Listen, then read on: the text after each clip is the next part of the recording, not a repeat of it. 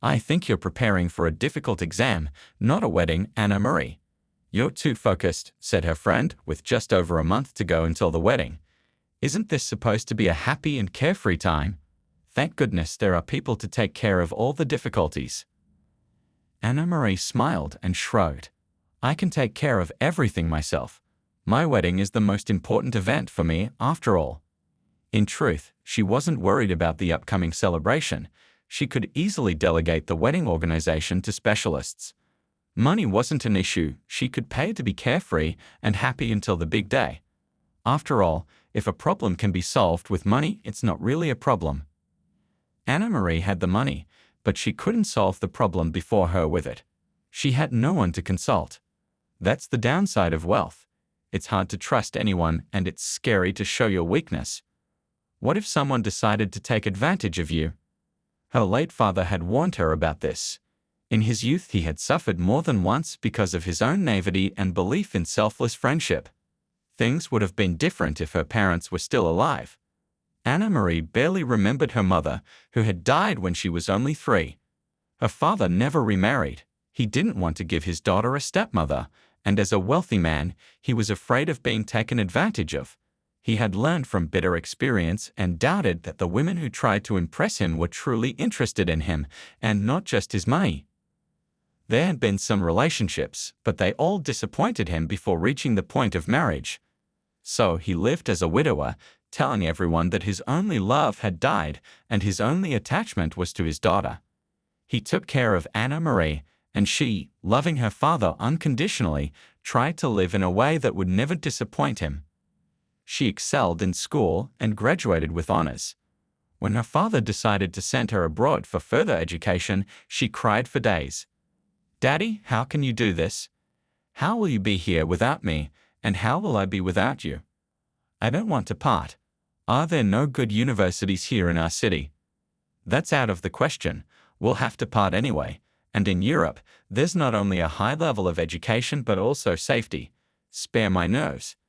Anna Marie could never refuse her father. His words were law, and as she convinced herself, he was always absolutely right. Only after successfully completing her studies abroad did she realize she might have left in vain. She found her father ill. Mr. Friedberg wasn't in the hospital. He was as always cheerful, active, and the external changes were not so noticeable. He didn't tell his daughter anything about his illness, but doctors visited them suspiciously often. Sometimes Mr. Friedberg went to different clinics, and from fragments of conversations with words like chemotherapy, radiation, and gamma knife, it was easy to understand that Anna Marie's father had cancer. Eventually, he stopped hiding the truth. "Yes, daughter, it's bad, but wait. There's nothing irreparable. The best doctors are treating me. I'll last for some time yet. Isn't it better for you to go abroad now? They said in Israel, stop it.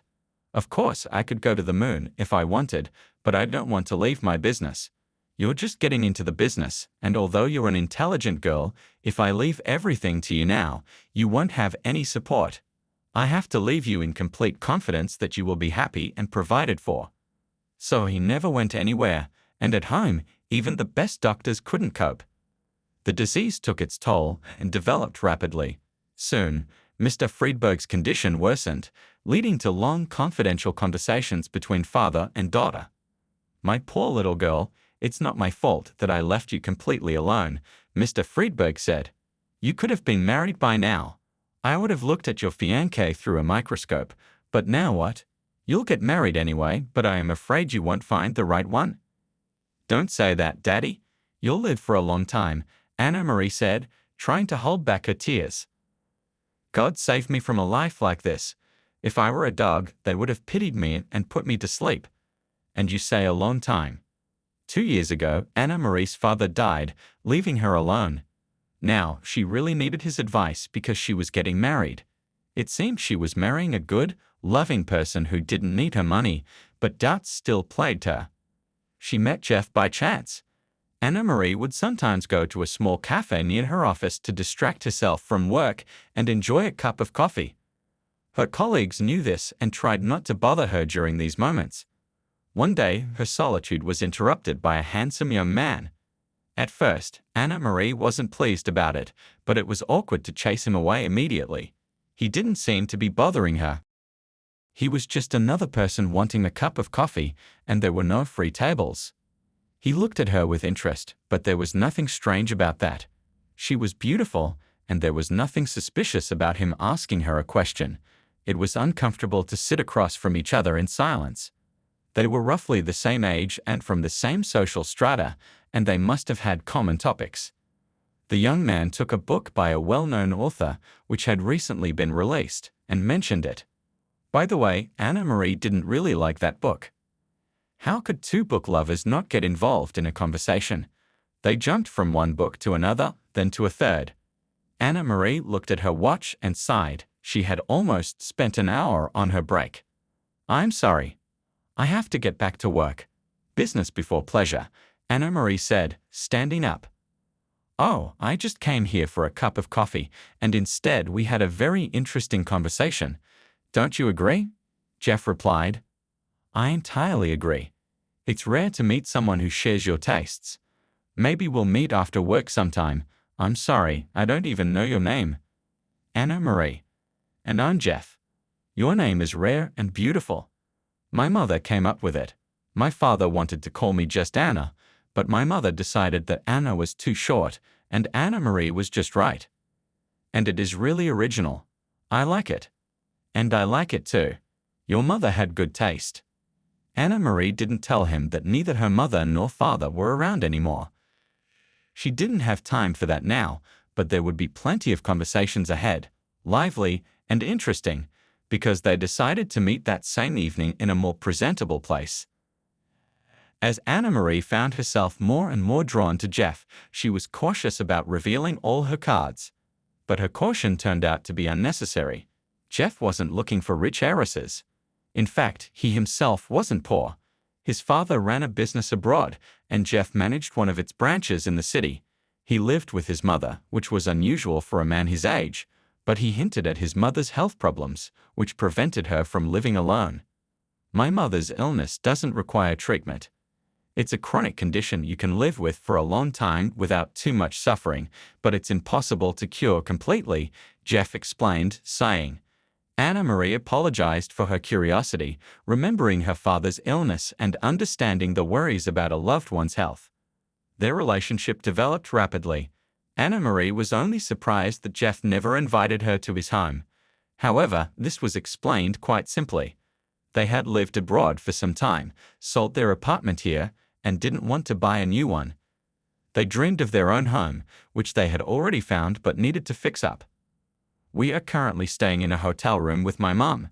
The room is lovely, of course, but you know it's not very appropriate to invite your girlfriend to a hotel," Jeff explained. Anna Marie agreed and was perfectly fine with his explanation. Besides, Jeff's attitude toward her was serious. When Jeff proposed to her one day, Anna Marie wasn't even surprised, as if she had been expecting it. She agreed but asked that the wedding be scheduled 3 months later, not earlier. Jeff found this request strange, but she explained that she needed time to prepare and had too many tasks at work in the near future. By this time, Jeff already knew that Anna Marie lived alone in her big house. Her parents had died. After the proposal was made and the wedding date set, nothing prevented them from living together except for Jeff's mother's dependency on him. Once it was clear that their lives were forever intertwined, Jeff explained his mother's condition to Anna Marie. "You see, she is deaf and mute. It's not a genetic defect, she just got seriously ill as a child. She can live with it, but it's difficult, especially when she's alone. Imagine she can't make a phone call to ask for a service in a hotel and doesn't understand when someone is talking to her," Jeff sadly explained. Anna Marie was surprised. "And she can't understand by reading lips?" "No, she can't speak or read lips. Unfortunately, her parents were very simple people and couldn't afford the resources to help her learn. She survived, thank God, but she has something wrong with her vocal cords. She can't speak or read lips. We communicate with each other using gestures. We understand each other perfectly. She's a very charming woman, I assure you," Jeff added. Anna Marie smiled. "I will be happy to meet her. We can communicate through a translator, that is, through you. I never doubted that you would be understanding about everything. Jeff sighed in relief, and then made his request. I really want to live with you, but how can I leave my mother? Are you okay if she stays with us in your house for now? Anna Marie agreed, though she wasn't particularly enthusiastic. Jeff probably sensed that. I understand all young people want to live separately from their parents, but my situation is somewhat different. Besides, I think when our house is ready, I can hire someone like a caregiver or companion, someone with the right education, to live with my mother permanently. Anna Marie felt sorry for her future husband and his mother. Well, Jeff, I'm not at all upset that your mother will be with us. I'm sure we'll get along great. And your father? Won't he come here just to visit his wife? Jeff's expression grew even darker. No, things are very complicated with my father. You see, when they got married, he probably fell so in love that her flaws didn't seem terrible. They lived quite well at first, but then he just fell out of love and didn't hide it. My mother isn't the kind of person who would live with someone who doesn't love her. That's why we left. I have purely business relations with him, and my mother has no relations with him at all, Jeff said. After such revelations, Anna Marie couldn't refuse. She felt obliged to welcome Jeff's mother into their home. It was time for them to meet, and the house was big enough to accommodate her mother-in-law and future children. The next day, Jeff arrived with his mother. She turned out to be a very pleasant woman, beautiful, well-groomed, and looking very young. Anna Marie couldn't help but notice that, although there was no striking resemblance between Jeff and his mother, they could almost be mistaken for siblings. Anna Marie herself took after her father, not her mother. Jeff's mother sat at the table with a nice smile, looking slightly embarrassed and confused. She didn't understand anything Anna Marie was saying, so Jeff translated. Anna Marie watched as their hands fluttered in conversation. Jeff's mother's hands were small and thin, and it was pleasant to watch them move, though it was somewhat disappointing that Anna Marie couldn't understand anything. I probably need to learn their language. I have to be able to communicate with my mother-in-law somehow if my husband isn't home, Anna Marie thought. Nevertheless, Anna Marie couldn't help but feel a certain joy in her position. Many of her acquaintances complained about the grumpiness or meddlesomeness of their mothers-in-law, but she wouldn't have such a problem. A quiet, petite woman wouldn't get in the way of the young couple. She would almost be invisible in the house. Anna Marie even thought about offering Mrs. Carter to stay with them forever. It would surely be pleasant for both her and Jeff, who was so affectionate towards his mother. Although he said they would eventually move her into their house, it was clear he didn't really want to. So their life together began. At first, it didn't seem strange or burdensome. Jeff's mother really didn't bother anyone. The small, airy woman almost floated through the house, smiling sweetly at Anna Marie or making some mysterious gestures to her son. Sometimes Jeff translated her words to his fiancée, and sometimes he just waved them off, indicating that Mrs. Carter had said something that only related to her son and not to his future bride. But as the wedding approached, Anna Marie began to feel increasingly uncomfortable living with her mother-in-law. Mother and son communicated more and more frequently in their own silent language, which was completely inaccessible to Anna Marie. Jeff didn't always bother to explain what they were talking about. "We're just talking about our own things. Don't pay attention," he would often say with a dismissive wave, while his mother smiled, a smile that now seemed more poisonous than sweet to Anna Marie. Sometimes it felt like Jeff's mother understood everything they were talking about, which made Anna Marie uneasy. She decided she needed to learn sign language, initially thinking it would help her build a better relationship with her mother-in-law, but now she realized she needed this knowledge for a different reason. Perhaps her future relatives weren't hiding anything, but Jeff's reluctance to translate their conversations was troubling. What does he mean it doesn't concern me? I'm not a stranger. If they have nothing to hide, why not explain? It's just rude for two people to communicate in an incomprehensible language to a third party, Anna Marie thought. Anna Marie didn't want to confront Jeff directly, but she wasn't used to silently worrying either.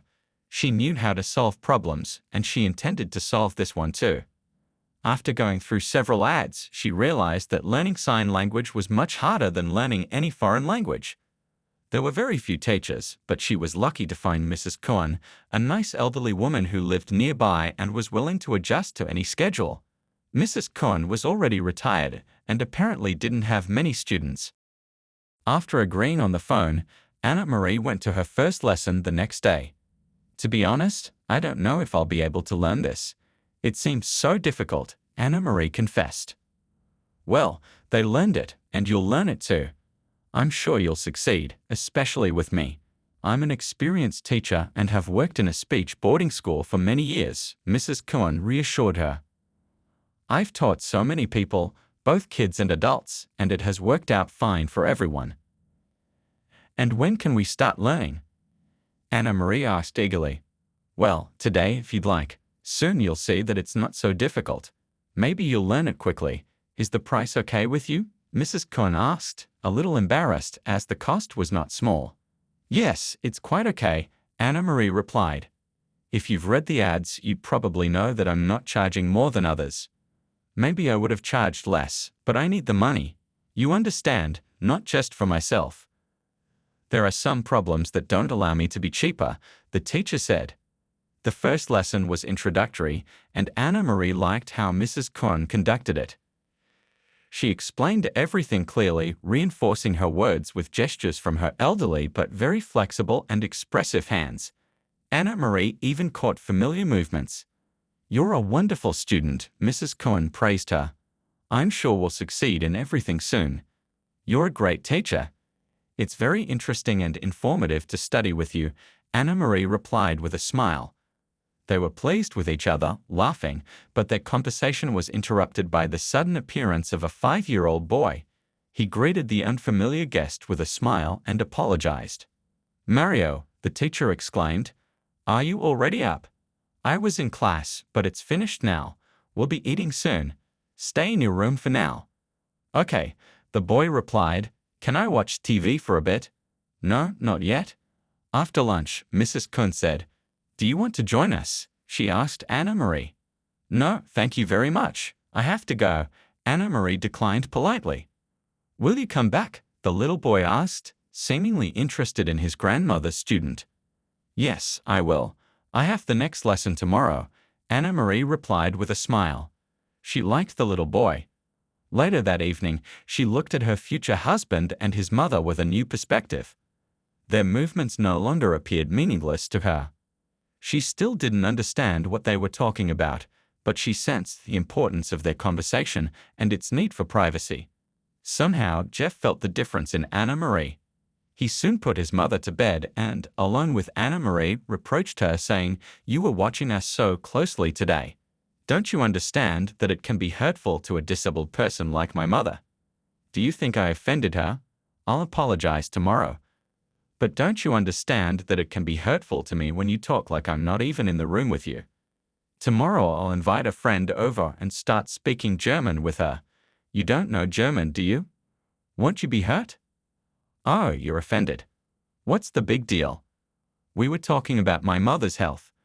Am I supposed to translate her test results for you? Why not? Do you not think I'm interested in her health? Do you think I'm heartless? Okay, we won't be so inattentive to you anymore. Sorry, Jeff replied, sounding irritated. We haven't even gotten married yet, and there are already so many misunderstandings between us. Secrets, offenses, Anna Marie thought to herself worriedly. She loved Jeff and dreamed of a family and children, especially after meeting little Mario. For the first time in a long time, she touched a warm, silky head and exchanged a few words with the child. She didn't even want to think about the possibility of breaking up with her beloved, but she understood that his mother could become a serious obstacle to their happiness. The mere presence of this quiet woman, who seemed so sweet at first acquaintance, was now extremely unpleasant. But she couldn't tell her fiancé about it, could she? Nor could she hint that Mrs. Carter would be better off moving to her own home. Hadn't Jeff found a companion for her yet? On her way to her next lesson with Mrs. Cohen, Anna Marie found herself stopping by a pastry shop and buying a box of pastries. On the one hand, there was nothing strange about it. She was not only going to class but also visiting a house where a little child lived. Could you come to a house where children live empty-handed? Of course not. And looking into a children's store, she bought a toy, a cheerful gnome. Nothing special, but the little boy would be pleased. Neither his grandmother nor his parents, if they were home this time, would be offended. I hope so, she thought to herself, noting that she had not noticed any signs of other adults in the apartment except for Mrs. Kuhn. The elderly teacher thanked Anna Marie for the treats. Mario was delighted, hugging the gnome to his chest and asking, "Can I sleep with him, please?" "Of course you can. I'm sure he'll send you magical dreams," Anna Marie replied, and the boy ran to his room. "Thank you, but why did you have to spend so much?" Mrs. Kuhn asked, slightly embarrassed. "What are you talking about? It wasn't a significant expense. Besides, I heard that you have to not only pay but also give back for education and treatment. Otherwise, it won't be effective," Anna Marie joked. "And why did you buy a toy? Mario doesn't teach you anything." "That's not true. The thing is, I love children and I love buying toys. Since I don't have my own little ones yet, there's no one to buy them for. So I should be grateful to Mario for allowing me to experience this joy. He likes you, Anna Marie. Poor little boy. He always enjoys communicating with women younger than me. It's a longing for his mother. My daughter-in-law died in childbirth, so he never saw her. And my son. Like any mother, I wanted to see my son happy. But he became a widower at a very young age. A year later, I began urging him to find a wife, but he wouldn't listen. He became very despondent, and things were difficult for us. 2 years ago, Patrick went to work on a long-term shift in the north and disappeared. The search yielded nothing. Since then, he has been presumed dead, but I don't believe it." Uninvited tears filled the old woman's eyes. Anna Marie touched Mrs. Kuhn's hand sympathetically, wanting to say something encouraging, but Mrs. Kuhn stopped her. "That's enough. Let's start studying. You're paying me, not for my life story. Do you understand now why I have to work at my age?" They started lessons almost every day, and Anna Marie always brought small gifts for the teacher and her grandson, begging Mrs. Kuhn not to forbid or stop her from doing so. "I told you it brings me joy. And besides, it seems like I'm making progress, don't you think?" "Yes, undoubtedly. You are a very talented student." It was truly so. Whether it was Anna Marie's abilities or her quick desire to learn Jeff and his mother's secret language, she made significant progress. In class, they could now communicate fully with Mrs. Kuhn using sign language. Sometimes, Anna Marie asked the teacher to simply tell her something with her hands, carefully watching her movements and trying to decipher every word. "So, I understand that you want to learn not so much to speak as to listen," the elderly woman guessed. "Well, that's your right. And I want to tell you that not only gestures but also the face plays a significant role in this understanding. Its expression, its facial expressions. Some concepts can change significantly through articulation. So watch not only the hands but also the face." After a month of lessons, Anna Marie had indeed made significant progress in understanding sign language. But she tried not to show it at home. She was as delicate as possible and didn't look at Jeff and his mother when they communicated in their private language. She was afraid she might miss a word, misunderstand a phrase, and draw the wrong conclusion, or worse, reveal herself. Anna Marie didn't rush to end her lessons with Mrs. Kuhn, but her reasons had shifted. She was reluctant to part with Mario, feeling a sense of pride and joy that the boy eagerly awaited her visits and was happy to see her. She wondered if, after the lessons ended, Mrs. Kuhn would still allow her to visit. One day, confident that she could now grasp the essence of Jeff and his mother's conversations, Anna Marie decided to pay close attention to their next exchange. Her recent discretion had heightened Jeff and Mrs. Kuhn's vigilance. Previously, they had been sure she didn't understand anything, but now that she no longer asked for clarifications or watched them intently, they spoke freely at any opportunity. The first conversation she overheard shocked her deeply and nearly overwhelmed her composure. "I'm so tired of playing the role of a mute mother. Do you think it's easy for me knowing that you're having fun in your bride's bedroom?" Mrs. Cohen gestured. You can't help it. A lot depends on this. I haven't neglected you either, Jeff replied. When's the wedding already, and how much do you expect to profit from it? Mrs. Cohen asked. We'll be set for a long time. We can skip our cons for a whole year, Jeff said. Oh, I hope I don't forget the language during that time, Mrs. Cohen added. Anna Marie was horrified. She didn't finish listening and quickly left the room to avoid giving herself away. She wasn't planning to confront the fraudsters on her own. She realized she needed to be cautious. Exposing them might have dangerous consequences if they realized their secret was out. How had she been deceived so thoroughly? Why hadn't she investigated more about her fiancé, his business, and his mother? She wondered if his supposed concern for his mother had clouded her judgment. They were, without a doubt, sophisticated con artists. Determined to take action, Anna Marie knew she had to report them to the police. It would be embarrassing, but it was better to face the shame now than to be left with nothing after the wedding. The next day, Anna Marie went to the police station and reported the scammers. The investigator's face lit up with satisfaction, as if he had received a precious gift. Mutants at your house. We've been searching for them for a long time. Their schemes operate across various cities, always using the same method. One of them pretends to be deaf and mute to elicit sympathy and avoid detection. In reality, they're neither deaf nor mute. They'll sing like nightingales at interrogations and trials. And they aren't really mother and son? Anna Marie asked. No, they're not. They're a criminal pair. She's only about 12 years older than her so-called son. They're lovers, actually.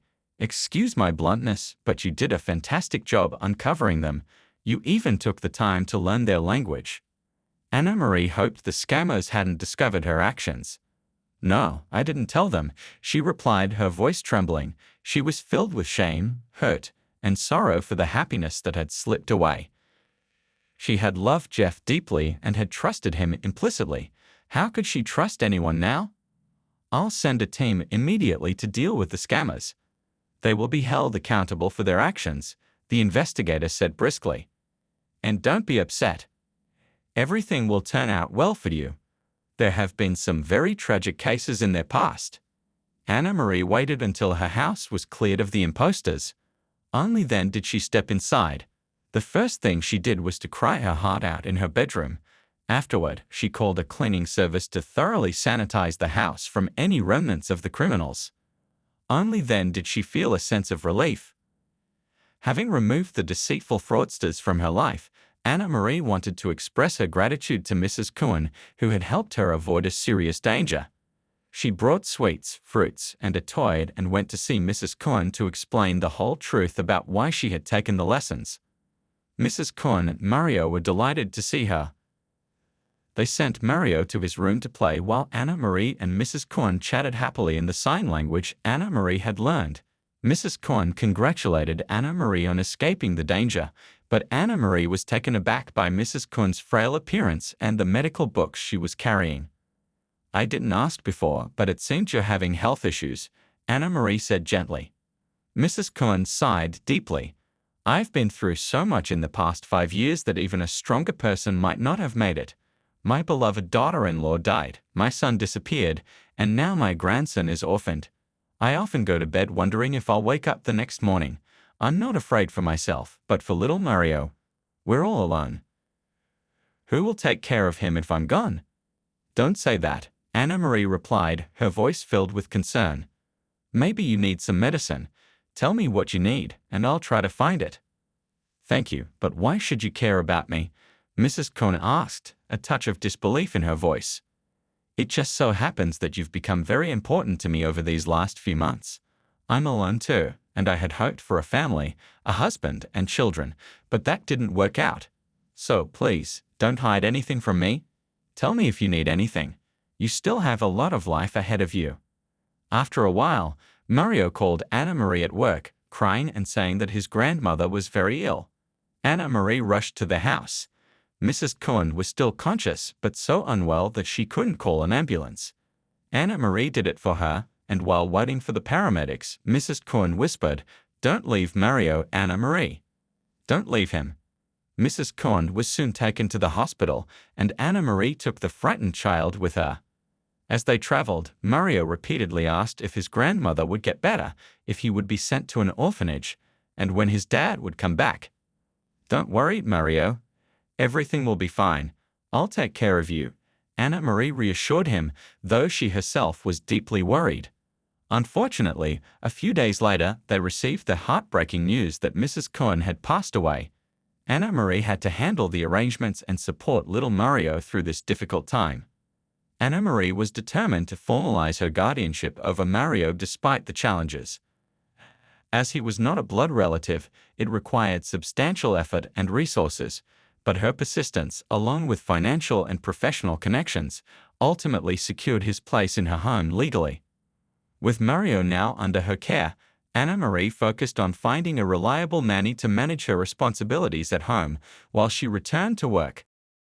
However, her attention to her business waned, leading to a decline in revenue and increased threats from competitors. She began to suspect that someone within her company was betraying her, with her deputy being the prime suspect. Despite his attempts to reassure her of his loyalty, Anna Marie's suspicions only grew stronger. A scheduled meeting with the board to address these issues never took place, and Anna Marie's situation took a tragic turn when she was involved in a car accident due to tampered brakes. Although she survived, she sustained a severe spinal injury that left her unable to walk. The doctors were hopeful about her recovery with proper treatment and rehabilitation, but Anna Marie was overwhelmed with despair. The mounting personal losses, her fractured personal life, Mrs. Cohen's death, and the recent betrayal left her feeling isolated and disheartened. The accident was no accident. It was orchestrated by her deputy, who had long sought to become the sole owner of her company. The investigator managed to recover footage from a damaged recorder, confirming Ben's treachery. As Ben faced justice for his crimes, Anna Marie was left grappling with both the physical and emotional toll of her experiences. Anna Marie was paralyzed by fear. The thought of becoming helpless and potentially losing custody of Mario, sending him to an orphanage, filled her with dread. Her depression deepened, and she contemplated giving up entirely. With some money left, she considered living out her days in minimal comfort, relying on a nurse, housekeeper, and her remaining funds for basic needs. She felt abandoned by everyone and disheartened by the collapse of her hard-earned success. Just when she was at her lowest, an unexpected visitor arrived, Mrs. Cohen's missing son. Anna Marie regarded the man with cold indifference, her skepticism fueled by the numerous deceptions she had endured recently. The man appeared taken aback by her lack of enthusiasm. "Yes, Mrs. Cohen was my mother, and Mario is my son," he said, looking uncertain. "I know Mom has passed, but where is Mario? I heard you've taken him in." Anna Marie, struggling with her emotions, gestured to the armrest of her chair and called out, "Helen, please bring Mario here." The man placed a stack of papers on the table, but Anna Marie barely glanced at them. "I don't need your documents," she said. "I'm well aware of how they can be falsified.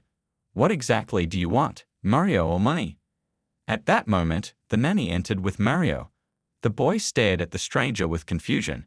He hadn't seen his father in over 2 years, and the man's appearance was unfamiliar to him. "Don't you recognize him, Mario?" Anna Marie asked gently. The man, now visibly pale, reached out to Mario. The boy's eyes flickered with a mix of recognition and disbelief. He hesitated, then took Anna Marie's hand, looking up at her with fear. "Anna Marie, has he come for me?" Mario asked, his voice trembling. "It seems so, little one," the man said, trying to reassure him. "I'm your dad. Don't you remember me at all?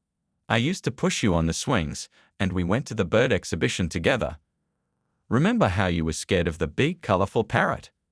Mario's face lit up with a glimmer of recognition. "Yes," he said tentatively. The man sighed in relief, and Anna Marie, though still troubled, saw a faint hope for a resolution in this unexpected reunion. The man hesitated and asked, "What did he say?"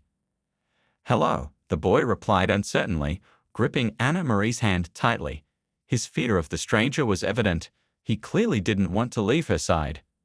"Do I have to go with you?" Mario asked, his voice quivering. I want to stay here with Anna Marie. I love her. Don't be afraid, Anna Marie reassured him. I'm not going to take anyone away. I just want to make sure everything is okay and visit you for a while.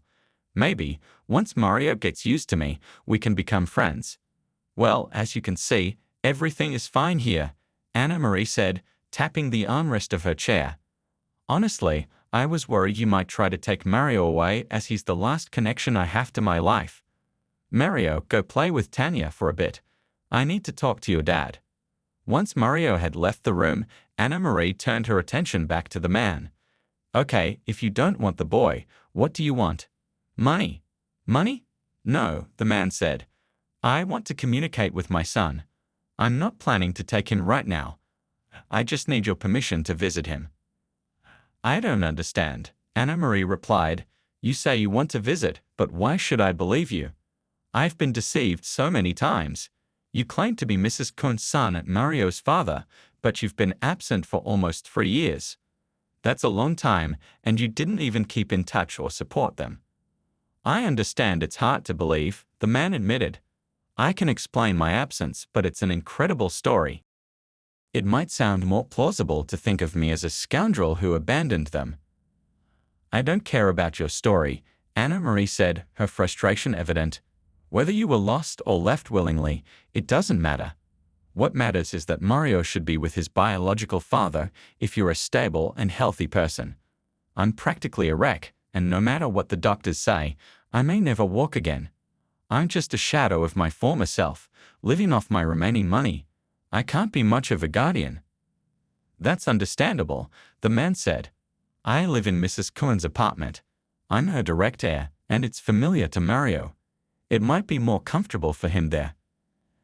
As for your recovery, didn't the doctors promise you a chance? They promise anything, Anna Marie replied bitterly.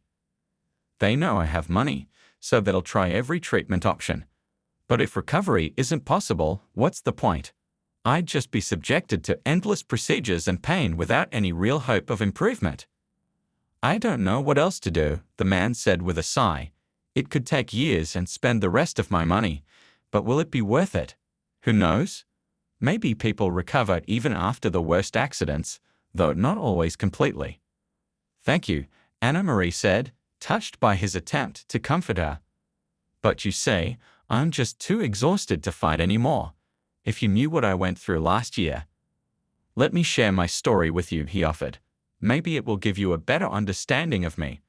Well, if you have time, I'd like to hear it, Anna Marie said. Wait here, I'll call my assistant. She can bring us some tea or snacks. Tea sounds fine, the man replied. I'm sure you'll tire of my story quickly. And don't worry, there won't be any aliens in it, he added with a faint smile. The assistant arrived, set the table, and then left, giving them some privacy. So, my mother might have told you that my name is Patrick, he began. I was working in the north on a rotational basis. Everything was going well, until one day I decided to photograph the wild nature. I should have stayed on the path, but I wandered off, thinking it was a minor detour. What a fool I was, he continued. I ended up in an open area, and then a blizzard struck. I've never seen snow like that before, just endless white. I shouted for help, but the storm carried me further away from camp. I should have stayed put, but I tried to move to avoid freezing. Then, out of nowhere, a bear appeared. We came face to face. I had no weapon, no way to defend myself. Thankfully, the bear seemed uninterested in attacking me and just nudged me aside. That was enough to send me sprawling. A few hours later, or who knows how much time had passed, a hunter found me. He was tracking the bear and stumbled upon me, frostbitten and unconscious.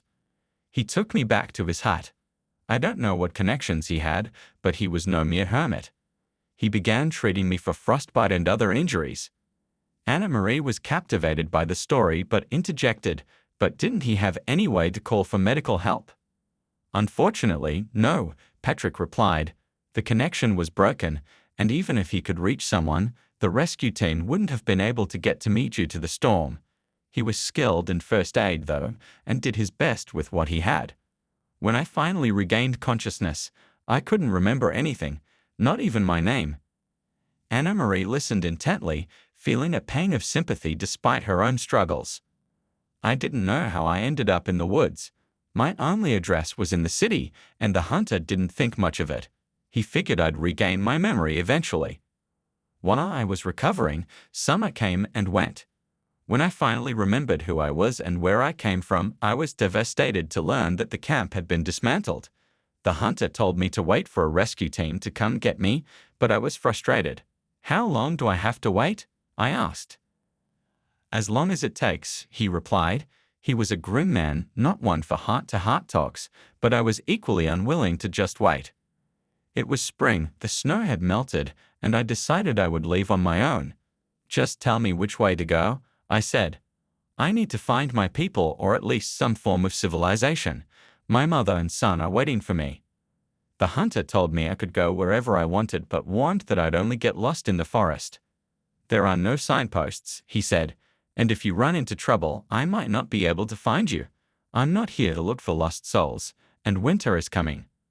Winter passed, and it wasn't until summer that he finally agreed to help me get back to civilization.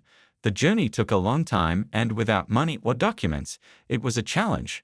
I was too late to be there for my mother, and I regret that deeply. Anna Marie sighed and shared how she had met Mrs. Kearns, the kind teacher who had helped her. "Mario still doesn't know that his grandmother has passed away," she said. "I'm at a loss about how to tell him. My own mother died when I was 3, and I was kept in the dark for a long time. I remember waiting for her, and it's not as simple as people say. Children don't just forget their loved ones easily." "Some things are worth forgetting," Patrick said, "and the sooner, the better. But as for Mario, he's starting to remember some things about you, and I don't plan to take him away right now.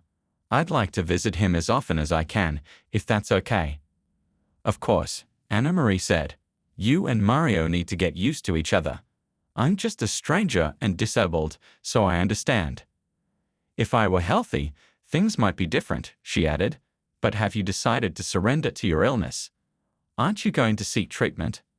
"I've already decided that's not an option," Patrick replied. "It's a misguided view to think that lying down and waiting to die is the only path. If I had stayed in that hunter's hut, I would have died in obscurity. The hunter told me if I didn't make an effort, I'd end up dead. He wasn't going to coddle me. As a city man, I initially expected others to take care of me. When I realized no one would, I had to help myself. And I did.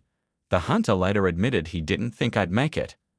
Patrick looked at Anna Marie earnestly. "I'm not trying to persuade you, but if you give up, you'll not only make yourself miserable, but you won't be able to help Mario either. I see how attached he is to you. If you're not able to take care of yourself, what will happen to him? Do you want him to grow up carrying the burden of caring for you, especially if there's no money for a caregiver?" Anna Marie considered this and replied, "I'll go to a home for the disabled." "That's a good solution," Patrick said. "Especially for a young and beautiful woman like you." "I don't dream of anything like that," Anna Marie said, barely holding back her tears. "I want to live, but please understand, it's terrifying. The spine operation could leave me completely disabled. There's a chance I might not even be able to sit in a wheelchair. I'll be like a log. Do you think that's better?"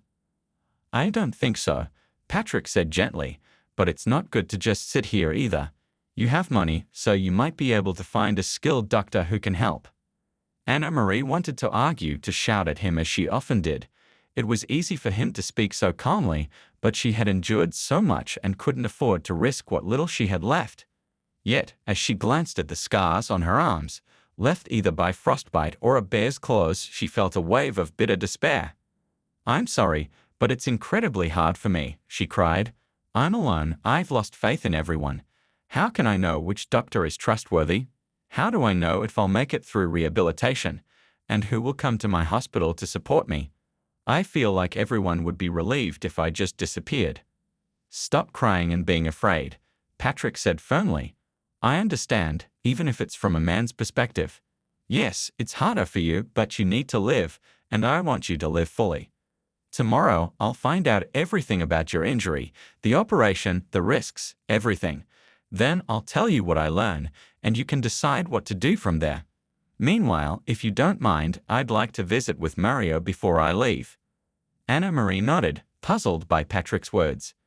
Alone, she pondered his advice. Was she right to refuse even a chance to regain the ability to walk? Yes, the surgery would be difficult, and the doctors were honest about the risks, but refusing it meant making her life, and those around her, even harder. She was already a burden, including to the nurse she had hired. Her own behavior had deteriorated. Once a determined woman, she was becoming capricious and demanding. She closed her eyes in shame, recalling how she'd acted when Patrick visited. When he returned to say goodbye, she asked, "If it's not too much trouble, could you find out more about the surgery? It can't go on like this." Patrick simply nodded, a look of joy and approval in his eyes. Preparations for the surgery began immediately. Despite her ongoing condition, Anna Marie's attitude shifted dramatically.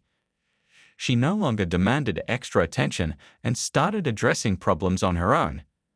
She even spoke with the doctor Patrick had found for her and faced the future with newfound confidence. The surgery was successful, though standing on her own 2 feet was still a distant goal. Initially, it seemed her situation might worsen, but Patrick and Mario's daily visits to the hospital provided unwavering support. They celebrated every small victory with her. Finally, the day came when she stood up with Patrick's help for the first time since the accident. It was just the beginning, but Anna Marie was hopeful she would soon walk independently and return to her old life.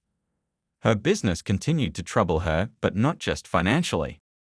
She realized she couldn't abandon her father's legacy. While still in the hospital, she began re-engaging with those running the business.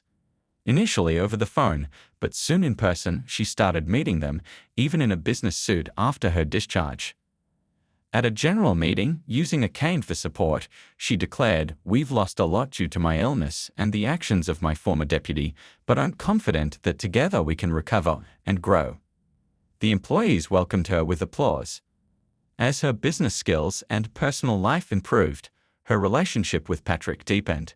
She recognized the crucial role he played in her recovery. "You literally saved me," Anna Marie told him one day. "Without your words, I would still be in a wheelchair, demanding from everyone." Patrick replied, "That's because I fell in love with you, Anna Marie. Yes, at first sight, even with your illness and unhappiness. I believed you'd stand and walk with me in a white dress. Will you agree to be my wife?" Anna Marie felt she had finally met someone she could trust completely and loved deeply, perhaps for the first time. "Of course, I agree," she replied, "but only after I can walk without my cane." She didn't have to wait long. Soon, at a solemn ceremony, the radiant bride and groom shared their first dance, celebrating their new life together.